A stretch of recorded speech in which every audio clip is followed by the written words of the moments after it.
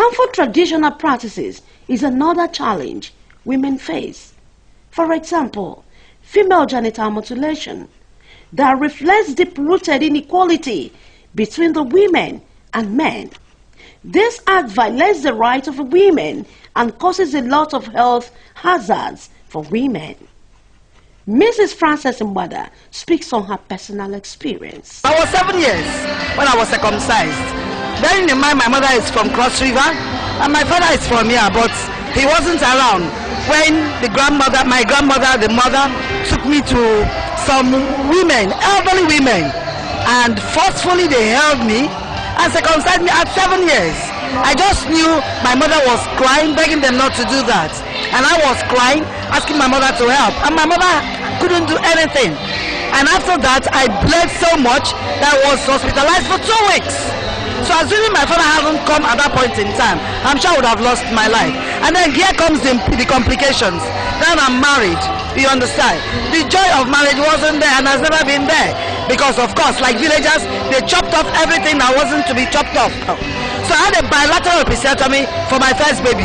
My second baby, I had a cesarean section because I couldn't have the baby. My third and fourth child, I had also bilateral episiotomy because the more you use the vagina, the more constricted it is. So you can imagine what the villagers go through. The enrollment of girl child into schools is still very low in the rural communities. Girl child education stands to be the answer to the difficulty and distress situation of the rural dwellers. Because if she is trained, she will know her rights and fight for it. Obviously, the third tier of governments cannot effectively tackle the problems of poverty and underdevelopment in the rural areas, as some of these political office holders are alienated from the grassroots, the people they're supposed to serve. Having observed that the last hope of the rural dwellers has not lived up to its responsibilities, some UN agencies, such as UNFPA, with the combined efforts of its implementing partners, such as CDOC, and others, rolled out interventions in different dimensions in the rural communities in the southeast of Nigeria, in the healthcare delivery, advocacy, and campaigns. Professor Sunday Adoye, Medical Director, National Fistula Center, Abakaliki, Ebonyi State, speaks more in this area. With the establishment of the then Southeast Fistula Center, Abakaliki, UNFPA is on record that they were the first agency to partner with the Mother and Child Care Initiative of the wife of the then governor in providing free care for women with obstetric fistula here in Abakaliki. Subsequently, currently they are equally partnering with the wife of the current governor, Mrs. Rachel Umahi, in the fight against female genital mutilation. So in both areas, they have done quite well. In the area of reducing the burden of vesicovaginal fistula, they've done a lot since the 2008 collaboration. And even more recently, they are working in collaboration with the wife of the governor to reduce the burden of female genital mutilation. Like we know, Ebonyi State regrettably ranked second among the states with a burden of FGM. UNFPA has done so well, no doubt, with her implementing partners, especially the CDOC, through the Anti-Violence Against Women Committee in Ebonyi, Cross River, Enugu, and Imo State of Nigeria.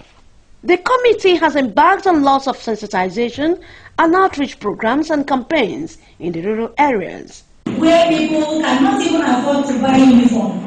Because if they have free tuition, but they're supposed to buy uniform, they're supposed to buy books. Somebody that has 5 children, there's no way he or she in that community will be able to take up all of them in school. And what happens? The girl has to stay home because it's a bad investment to send this girl to school. Who's saying no? I'm saying no. Because that's the attitude. In the recent time in Ebonyi State, the UNFPA, in collaboration with the Office of the Wife of the Executive Governor of Ebonyi State, launched a campaign on the fight against female genital mutilation through her NGO, family succor and upliftment program. You may recall that Ebonyi State was said to be the second in the list of states that are involved in the practice of female genital mutilation. But today, with the proactive and timely intervention of the wife of the governor, Chief Mrs. Rachel Umahi, the story is different in Ebonyi State of Nigeria. But this cultural practice is serious negative consequences on the physical, emotional, psychological, economical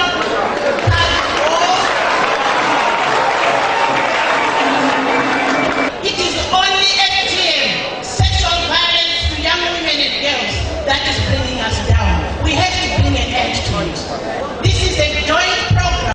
Worthy of note is that in all programs of UNFPA, SIDOC, and other UN agencies in Nigeria, the Nigerian Television Authority (NTA) is always on ground to cover and report on the events, which is performing its third-party endorsement on the activities of UN women. Rural dwellers should not give up hope. We should all work hard to alleviate the problem of the rural dwellers so that our world will truly be transformed. I call on UN today to come up with a more robust programs, policies, and approach in terms of empowerment that will have direct impact on the rural dwellers, especially the women in the rural part of Nigeria, to give her a better, meaningful, and quality life.